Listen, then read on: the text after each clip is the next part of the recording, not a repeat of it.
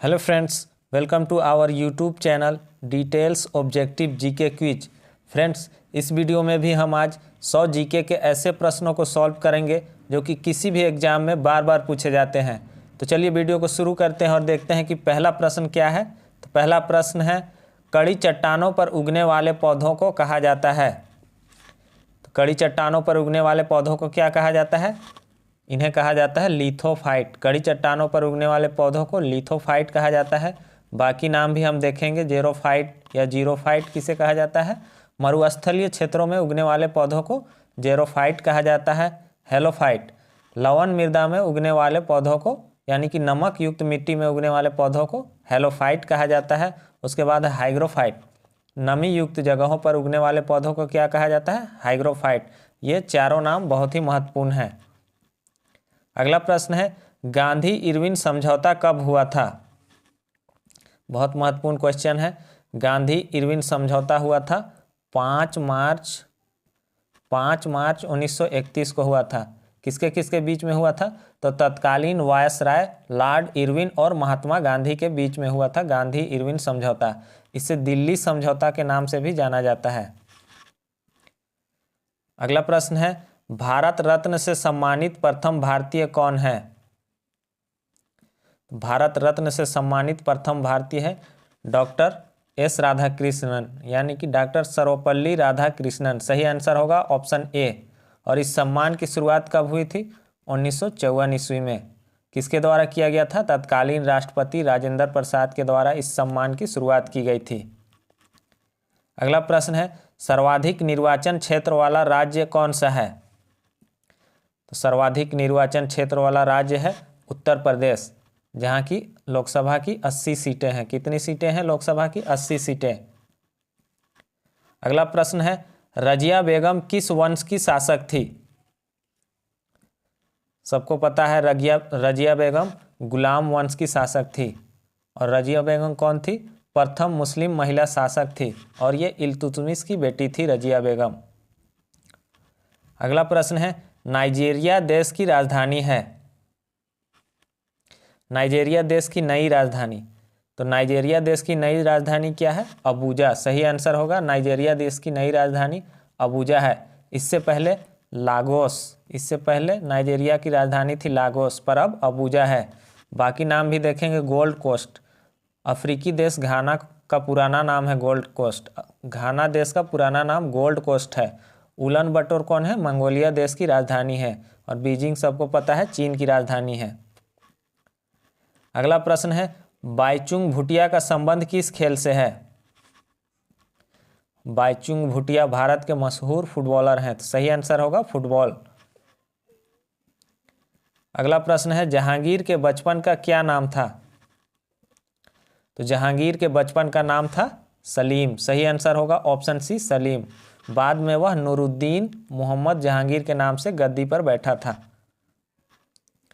अगला प्रश्न है, दादर और नगर हवेली की राजधानी है। तो दादर और नागर हवेली की राजधानी है सिलवासा। सही आंसर होगा सिलवासा। कवारत्ती कहाँ की राजधानी है? तो ये लक्षद्वीप की राजधानी है। कवारत्ती लक्षद्वीप की राजधानी है और सिलवासा दादर और नागर हवेली की राजधानी है। अगला प्रश्न है, कॉपर सल्फेट को गर्म करने पर उसका रंग हो जाता है।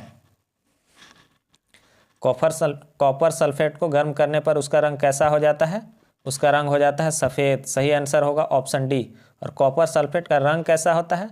तो वो नीला होता है और गर्म करने पर कैसा हो जाता है? सफ़ेद हो जाता है। अगला प्रश्न है, तीस्ता इनमें से किसकी सहायक नदी है? तो तीस्ता किसकी सहायक नदी है? ब्रह्मपुत्र की। सही आंसर होगा ऑप्शन सी, ब्रह्मपुत्र नदी की। अगला प्रश्न है, नागार्जुन सागर परियोजना किस नदी पर अवस्थित है?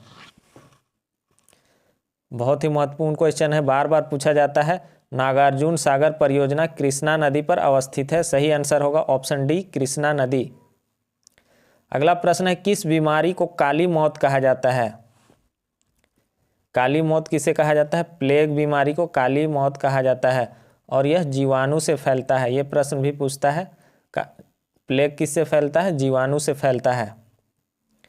अगला प्रश्न है, न्यूटन का प्रथम गति नियम खाली स्थान को परिभाषित करता है? न्यूटन का प्रथम गति नियम जड़त्व को परिभाषित करता है, इसलिए इसे जड़त्व का नियम भी कहते हैं। अगला प्रश्न है, गंगटोक की राजधानी है? गंगटोक कहाँ की राजधानी है? सिक्किम की राजधानी है। और अरुणाचल प्रदेश की राजधानी कौन सी है? तो ईटानगर है। हिमाचल प्रदेश की राजधानी कौन सी है? शिमला है। उसके बाद गोवा की राजधानी पणजी है।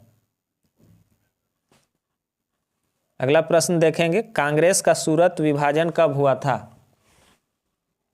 तो कांग्रेस का विभाजन हो गया था सूरत अधिवेशन में। कब हुआ था? 1907 ईस्वी में। और इस विभाजन में कांग्रेस नरम दल और गरम दल दो दलों में बट गया था। तो सही आंसर होगा, कांग्रेस का सूरत विभाजन हुआ था 1907 ईस्वी में। अगला प्रश्न है, शिवाजी को राजा की उपाधि किसने दी थी? शिवाजी को राजा की उपाधि दी थी औरंगजेब ने। सही आंसर होगा ऑप्शन सी, औरंगजेब। अगला प्रश्न है, ख्वाजा मोइनुद्दीन चिश्ती का दरगाह खाली स्थान में है? ख्वाजा मोइनुद्दीन चिश्ती का दरगाह कहाँ है? अजमेर में है। सही आंसर होगा ऑप्शन बी, अजमेर। अगला प्रश्न है, प्रसिद्ध प्रयाग प्रशस्ति के लेखक कौन है?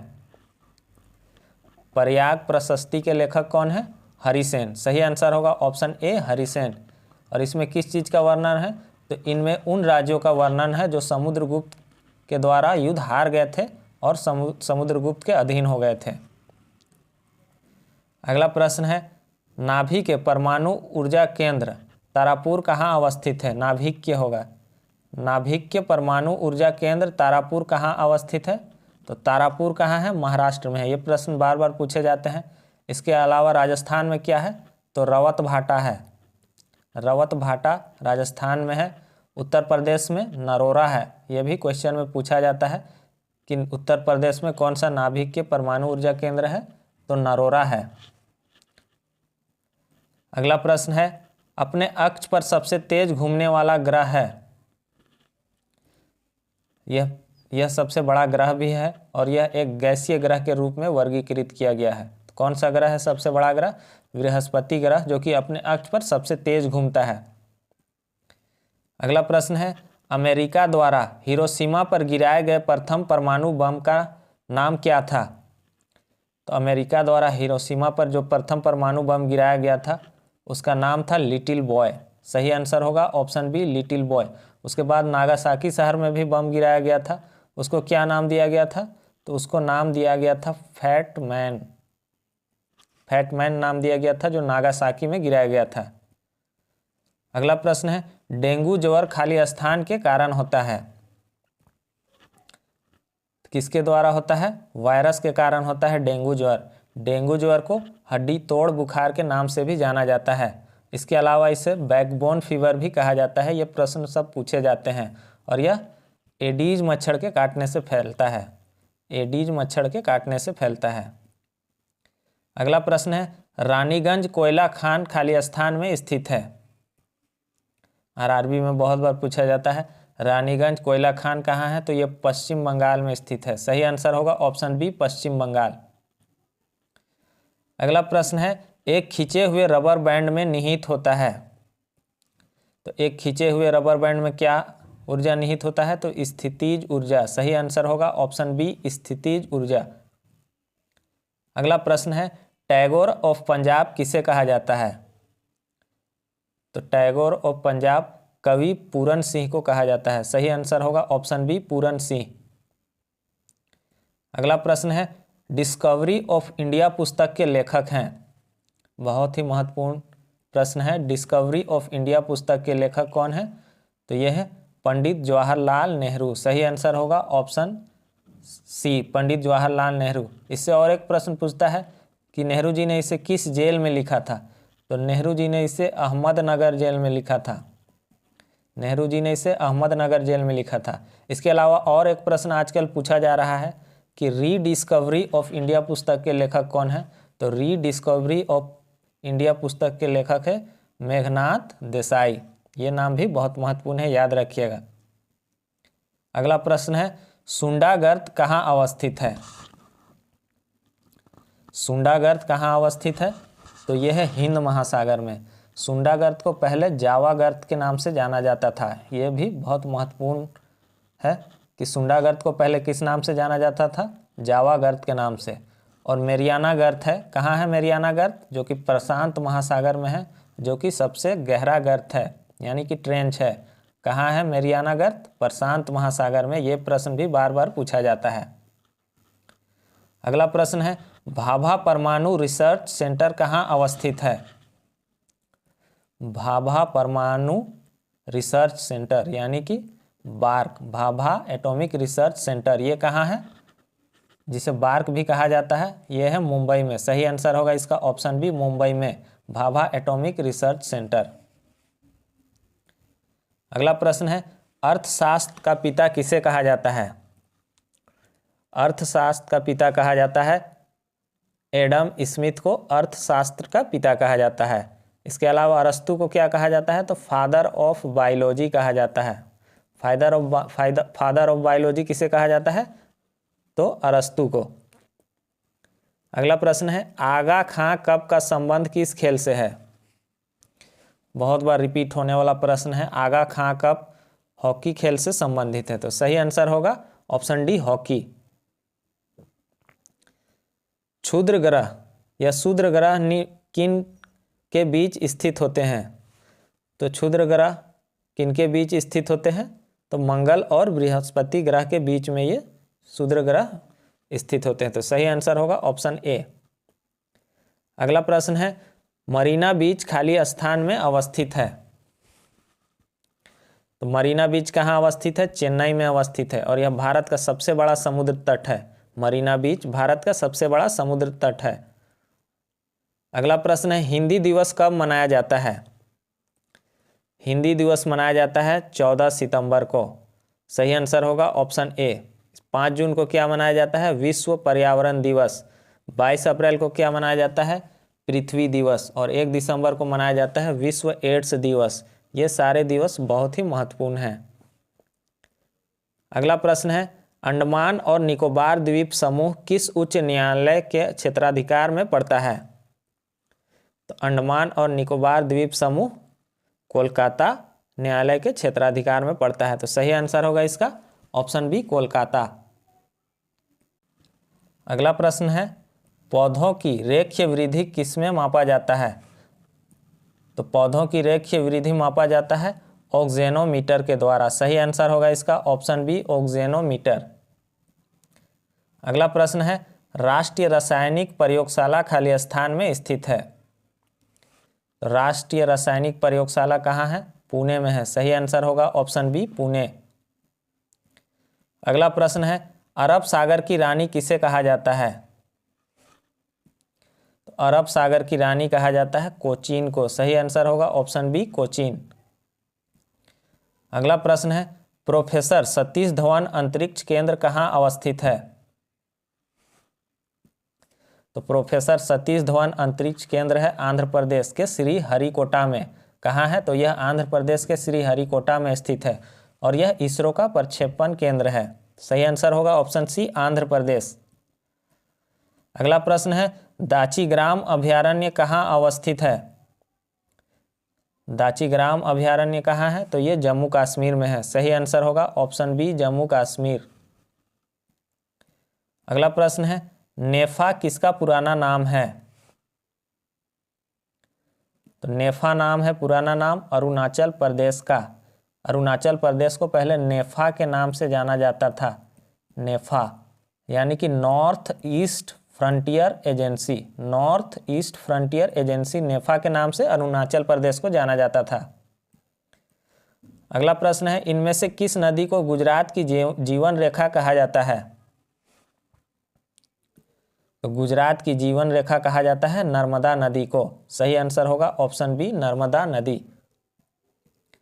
अगला प्रश्न है, किस धातु को आशा की धातु कहा जाता है? इंपॉर्टेंट प्रश्न है। आशा की धातु कहा जाता है यूरेनियम को। यूरेनियम को आशा की धातु कहा जाता है। और प्लूटोनियम को क्या कहा जाता है? भय धातु। भय धातु कहा जाता है प्लूटोनियम को। इसके अलावा भी कुछ धातु हैं जैसे रेडियम। रेडियम को क्या कहा जाता है? जीवन रक्षक धातु कहा जाता है। और पारा को क्या कहा जाता है? तो पारा को कहा जाता है तीर व चांदी। अगला प्रश्न है, उड़ीसा राज्य बिहार से कब अलग हुआ था? तो उड़ीसा राज्य बिहार से अलग हुआ था 1936 ईस्वी में। सही आंसर होगा ऑप्शन बी 1936। अगला प्रश्न है, भोजन का पाचन कहाँ से प्रारंभ होता है? आसान क्वेश्चन है। भोजन का पाचन मुंह से ही प्रारंभ हो जाता है, यानी कि मुंह के लार से ही प्रारंभ हो जाता है। सही आंसर होगा ऑप्शन डी।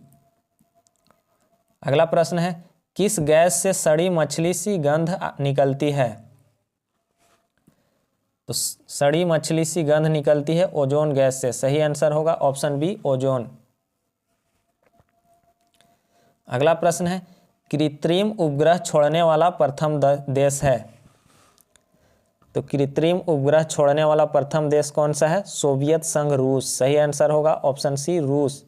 और इस उपग्रह का क्या नाम था? स्पुतनिक 1। स्पुतनिक 1 इस ग्रह का नाम था, इस उपग्रह का नाम। अगला प्रश्न है, वस्त्र के लिए कपास की खेती सबसे पहले कहाँ की गई थी? तो वस्त्र के लिए कपास की खेती सबसे पहले भारत में ही की गई थी। और कब की गई थी? सिंधु घाटी सभ्यता के समय में ही की गई थी। तो सही आंसर होगा भारत में। अगला प्रश्न है, टोडा कहाँ की प्रमुख जनजातियां हैं? तो टोडा कहाँ की प्रमुख जनजाति है? टोडा तमिलनाडु की प्रमुख जनजाति है। सही आंसर होगा ऑप्शन बी। अगला प्रश्न है, भारत द्वारा चंद्रमा पर भेजे गए पहले यान का नाम है?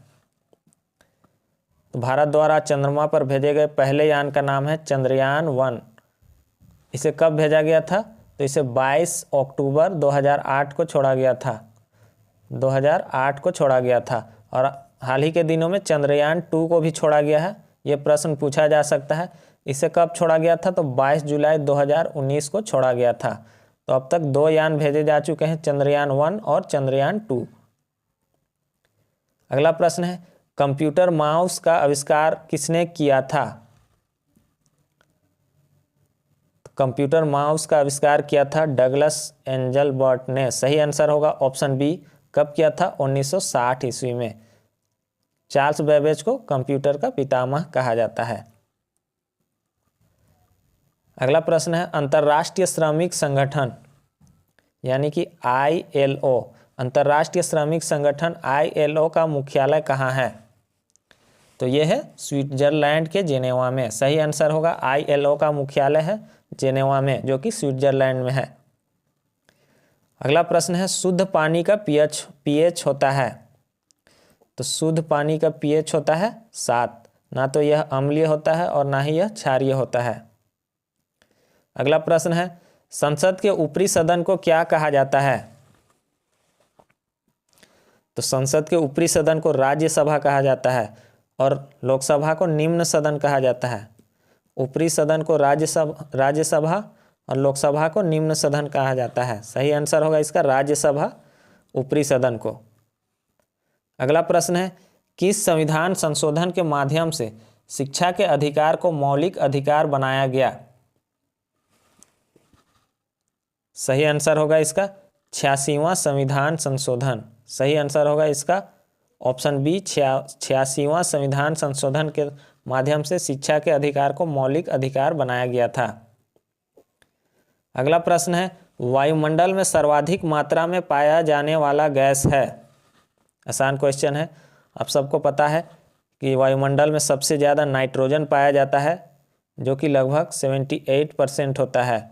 उसके बाद दूसरे नंबर पे ऑक्सीजन पाया जाता है, जो कि लगभग 21% होता है। और कार्बन डाइऑक्साइड कितना होता है? तो ये होता है 0.03%। ये परसेंटेज पूछता है कार्बन डाइऑक्साइड का, कितना है? 0.03%। अगला प्रश्न है, डर्मेटोलॉजी किसका अध्ययन है? तो डर्मेटोलॉजी किसका अध्ययन है? त्वचा का। सही आंसर होगा ऑप्शन डी त्वचा का। अगला प्रश्न है, रक्त में लौह की कमी को कहा जाता है? आसान क्वेश्चन है। रक्त में लौह की कमी को कहा जाता है एनीमिया। यहाँ पास एक वर्ड है एमनेसिया, इससे भी बहुत बार प्रश्न पूछा जाता है। एमनेसिया भूलने की बीमारी को कहा जाता है। और आजकल ब्लू बेबी सिंड्रोम भी बहुत पूछा जा रहा है। तो जल में नाइट्रेट की मात्रा अधिक होने पर ब्लू बेबी सिंड्रोम होता है। यह खासकर बच्चों में हो जाता है, जिसमें उनके आँख, होंठ ये सब नीले पड़ जाते हैं। अगला प्रश्न है, टाइगर वुड्स का संबंध किस खेल से है? बहुत ही मशहूर नाम है। टाइगर वुड्स का संबंध गोल्फ से है। और ये कहाँ के हैं? तो ये अमेरिका के हैं। अगला प्रश्न है, शिमला समझौता किन दो देशों के बीच हुआ था? तो शिमला समझौता हुआ था भारत और पाकिस्तान के बीच में। और कब हुआ था? 1972 ईस्वी में। ये ईस्वी भी बहुत महत्वपूर्ण है। 1972 ईस्वी में हुआ था। अगला प्रश्न है, इलेक्ट्रॉन की खोज किसने की थी? तो इलेक्ट्रॉन की खोज की थी जे थॉमसन ने। सही आंसर होगा ऑप्शन बी, जे थॉमसन।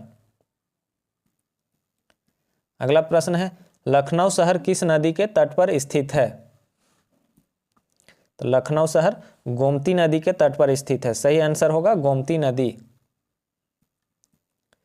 अगला प्रश्न है, रिहंद नदी घाटी परियोजना किस राज्य में स्थित है? तो रिहिंद या रिहंद नदी घाटी परियोजना कहाँ है? उत्तर प्रदेश में। सही आंसर होगा ऑप्शन सी, उत्तर प्रदेश। अगला प्रश्न है, रेड स्क्वायर खाली स्थान में स्थित है। तो रेड स्क्वायर कहाँ स्थित है? मॉस्को, जो कि रूस में है। रूस के मॉस्को में रेड स्क्वायर है। अगला प्रश्न है, सूचना का अधिकार अधिनियम कब पारित हुआ था? तो सूचना का अधिकार अधिनियम 2005 ईस्वी में पारित हुआ था। सही आंसर होगा ऑप्शन ए, 2005। अगला प्रश्न है, सबसे कम जनसंख्या वाला राज्य है। तो सबसे कम जनसंख्या वाला राज्य कौन सा है? सिक्किम, जिसकी राजधानी गंगटोक है। और सबसे अधिक जनसंख्या वाला राज्य कौन है? तो उत्तर प्रदेश सबसे अधिक जनसंख्या वाला राज्य है। अगला प्रश्न है, पिछौला झील कहाँ स्थित है? तो पिछौला झील कहाँ है? तो ये उदयपुर। उदयपुर कहाँ है? तो ये राजस्थान में है। तो पिछौला झील कहाँ है? उदयपुर, राजस्थान में। सही आंसर होगा ऑप्शन बी। अगला प्रश्न है, एकमात्र महाद्वीप जहां से कर्क और मकर दोनों रेखाएं गुजरती है, कौन सा महाद्वीप है? उस महाद्वीप को अंध महाद्वीप भी कहा जाता है। कौन सा महाद्वीप? अफ्रीका महाद्वीप, जहां से कर्क और मकर दोनों रेखाएं गुजरती है, अफ्रीका महाद्वीप, जिसे कि अंध महाद्वीप भी कहा जाता है। अगला प्रश्न है, टाइगर स्टेट किसे कहा जाता है? तो टाइगर स्टेट कहा जाता है मध्य प्रदेश को। सही आंसर होगा ऑप्शन सी, मध्य प्रदेश। अगला प्रश्न है, शिव समुद्रम जलप्रपात किस नदी पर अवस्थित है? तो शिव समुद्रम जलप्रपात इंपॉर्टेंट प्रश्न है। यह कावेरी नदी पर स्थित है।